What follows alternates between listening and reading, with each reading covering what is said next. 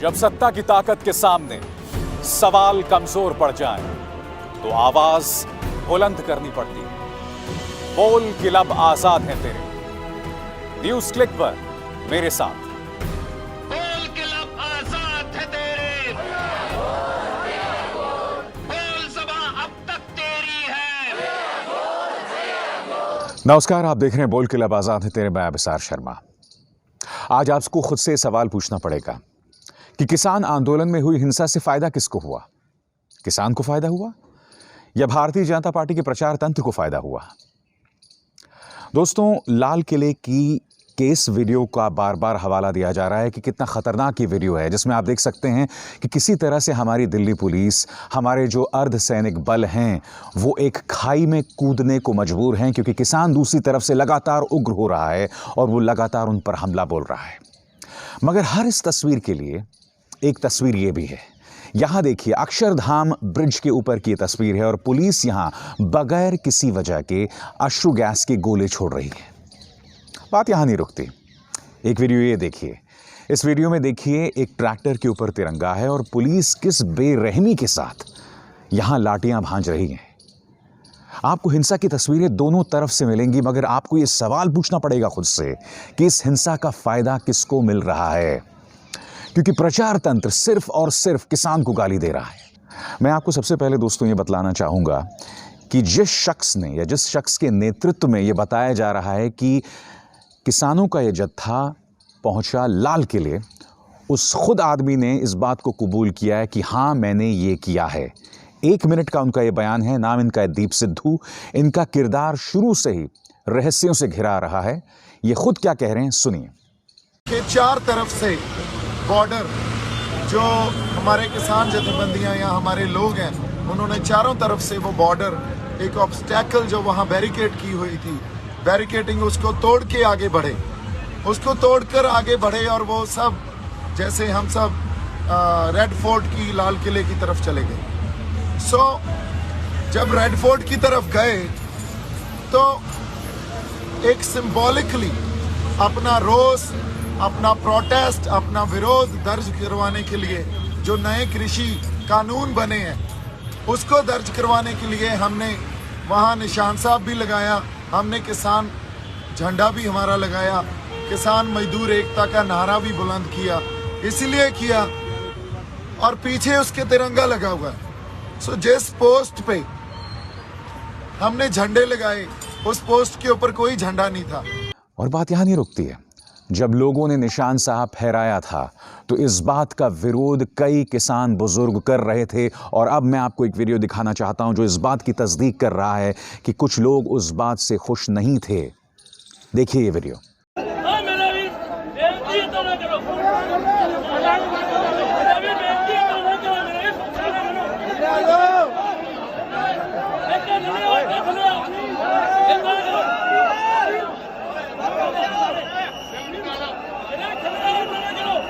तो आंदोलन में कई तरीके के लोग होते हैं।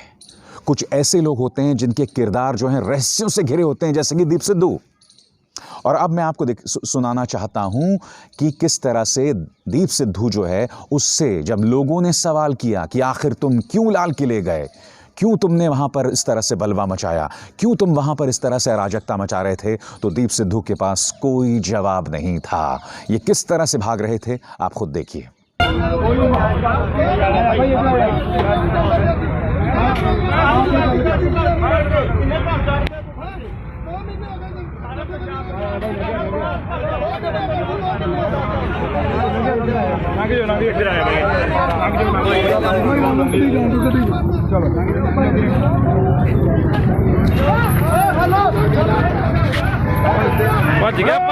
और बात यहीं नहीं रुकती है। अब मैं आपको सुनाने वाला हूं गुरनाम सिंह चढ़ूनी, जो कि किसान नेता हैं। वो खुद कह रहे हैं कि दीप सिद्धू जो हैं वो भारतीय जनता पार्टी से जुड़े हुए हैं और वो लगातार किसान आंदोलन को बदनाम करने का प्रयास कर रहे हैं। क्या कह रहे हैं गुरनाम सिंह चढ़ूनी, आप खुद सुनिए।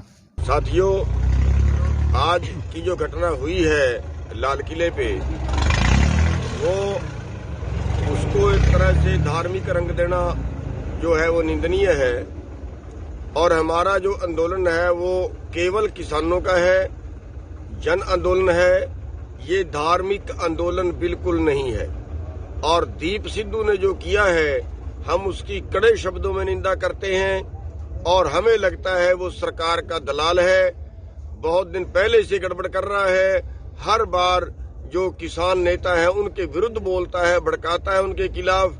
हर बार का यही काम है और आज जो उसने किया वो अति निंदनीय है। हमारा लाल किले पे जाने का कोई प्रोग्राम नहीं था, वो बागी होके गया है और लोगों को भी उसके जो बहकावे में इस बात पे आगे कि हम रिंग रोड पे जाएंगे, लोगों को भी ये मालूम नहीं था कि लाल किले पे जाएगा।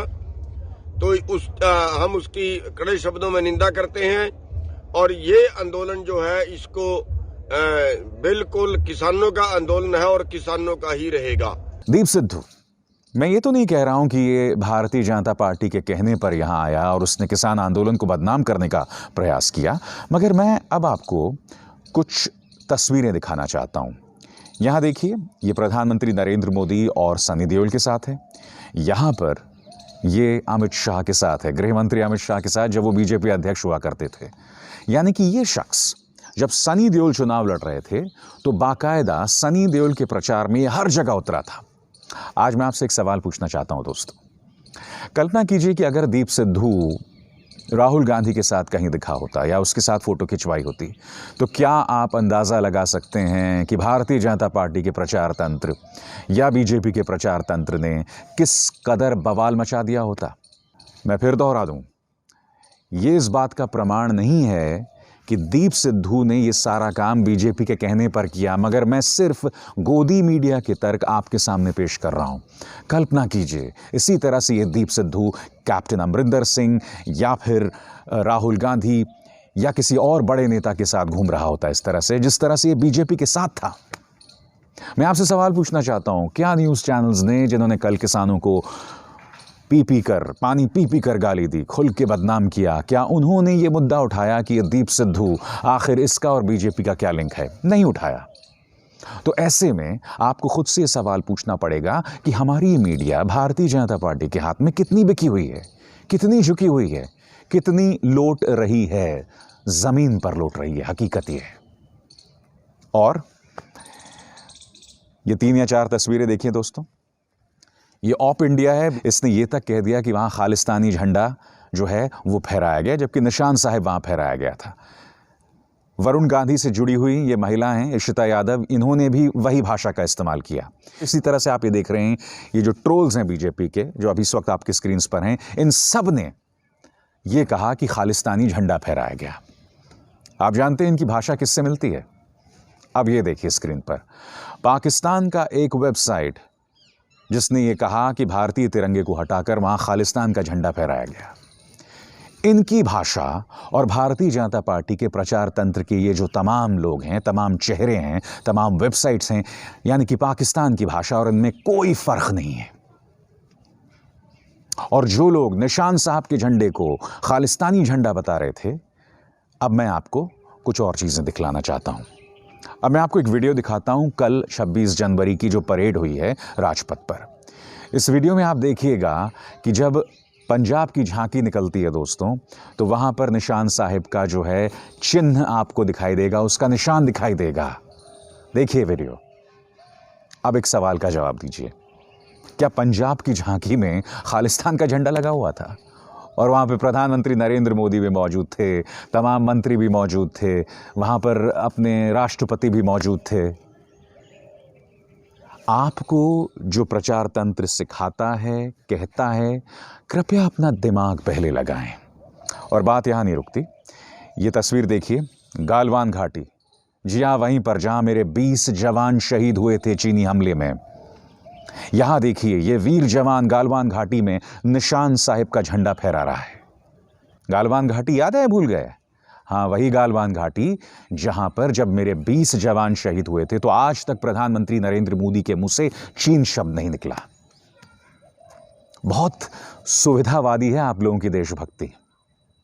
जी हाँ, और जो लोग निशान साहिब को खालिस्तानी बता रहे हैं, कृपया अब आप ये तस्वीर देखिए। प्रधानमंत्री नरेंद्र मोदी यहाँ दिख रहे हैं 2 प्यारे प्यारे सिख बच्चों के साथ, और प्रधानमंत्री जो साफा सिर पे उन्होंने बांधा हुआ है, उस पर निशान देखिए, ये भी निशान साहिब का चिन्ह है।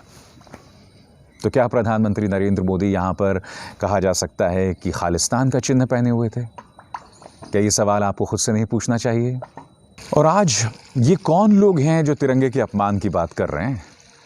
2017 की ये तस्वीर देखिए दोस्तों, यहाँ पर गाजियाबाद में योगी आदित्यनाथ की रैली होती है और आप इस तस्वीर में साफ तौर पर देख सकते हैं कि तिरंगे के ऊपर जो है यहाँ पर आप देख सकते हैं भारतीय जनता पार्टी का ध्वज है वो फहराया जा रहा है। ये लोग बात करते हैं तिरंगे के अपमान की। आज़ादी के बाद 52 सालों तक आरएसएस के दफ्तर में तिरंगा नहीं फहराया गया। मैं नहीं बोला हूं, 2002 शायद था जब एक व्यक्ति वो नागपुर में आरएसएस के दफ्तर में घुस गया था, उसने ज़बरदस्ती वहां तिरंगा फहराया और आप जानते हैं आरएसएस ने उन 3 लोगों के खिलाफ अदालत में केस किया था। क्यों? क्योंकि उन्होंने तिरंगा फहराया था आरएसएस के दफ्तर में। ये कौन लोग हैं जो तिरंगे के अपमान की बात करते हैं? आपको कहीं ना कहीं खुद से ये सवाल भी जरूर पूछने पड़ेंगे। हकीकत क्या है दोस्तों, इसमें दो राय नहीं है कि आने वाले दिनों में किसान आंदोलन बहुत मुश्किल होने जा रहा है। मुश्किल होने जा रहा है क्योंकि प्रचार तंत्र के जरिए लगातार सरकार जो है उन्हें टारगेट करने वाली है। मगर अच्छी बात यह है कि उस प्रचार तंत्र की कोई विश्वसनीयता नहीं है। और जब मैं प्रचार तंत्र कह रहा हूं तो न सिर्फ मैं बीजेपी आईटी सेल की बात कर रहा हूं, बल्कि हमारे जो न्यूज़ चैनल्स हैं उनकी अब कोई विश्वसनीयता नहीं रही। कल आपने देखा इनमें से किसी ने दीप सिद्धू को बीजेपी से नहीं जोड़ा, किसी ने जो किसान पर बर्बरता हुई उसका जिक्र नहीं किया, तो इनकी क्या विश्वसनीयता है? मगर हाँ, ये बात भी सच है कि किसानों को एकजुट रहना पड़ेगा। पहले से कहीं ज्यादा आप पर निगाहें होंगी। सबसे बड़ी बात जो समझ के भी परे है दोस्तों, जब वॉशिंगटन में हिंसा होती है, जब कैपिटल हिल में ट्रंप समर्थक घुसकर वहां पर हिंसा करते हैं तो प्रधानमंत्री नरेंद्र मोदी उस पर ट्वीट करते हैं। मगर अब तक इस मुद्दे पर उनके मुंह से एक शब्द नहीं निकाला है। जब मैं इस वक्त ये कार्यक्रम रिकॉर्ड कर रहा हूं सुबह के वक्त, ये बात आपको अटपटी नहीं लगती? आज़ाद भारत के इतिहास में 26 जनवरी की परेड में इतनी हिंसा आज तक कभी नहीं हुई है। 1984 के दंगे हुए थे, उस दौरान भी मुझे याद है अक्टूबर जब जनवरी में हुए थे, उसके बाद जब परेड हुई थी तब भी इस तरह की कोई हिंसा, कभी कोई हिंसा नहीं हुई इस तरह की। आपको ये सवाल पूछना पड़ेगा कि प्रधानमंत्री नरेंद्र मोदी अब तक खामोश क्यों है? आपको ये सवाल पूछना पड़ेगा कि ये कैसी राजनीतिक व्यवस्था है जहां जो हमें आपस में इस कदर भिड़ा रही है, आपस में इस कदर लड़ा रही है। क्या आज़ाद भारत के इतिहास में हम में इतना ज़्यादा दोहराव, इतना ज़्यादा बंटवारा कभी रहा है? और क्या कभी आपने देखा है कि प्रचार तंत्र या न्यूज़ का जो मीडिया है उसने कभी सरकार से इस तरह से सवाल नहीं किए? ये तमाम सवाल आपको खुद से ज़रूर पूछने होंगे अगर आप चाहते हैं कि बतौर गणतंत्र, बतौर लोकतंत्र हमारा देश बचा रहे। बोल के लब आज़ाद है तेरे में बस इतना ही। अभिसार शर्मा को दीजिए इजाज़त। नमस्कार।